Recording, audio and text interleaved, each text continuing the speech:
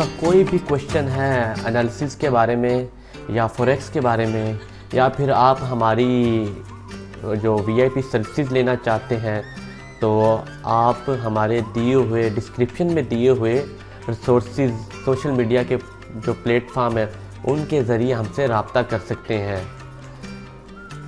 और मैं फिर से बताता चलूँ, अगर आपने हमारा चैनल सब्सक्राइब नहीं किया, चैनल को सब्सक्राइब कर लें और बेल आइकॉन के बटन पर भी क्लिक कर लें, ताकि आने वाले नए से नए एनालिसिस की आपको अपडेट मिल सके। चलें जी, मुझे इजाज़त दें। Good bye.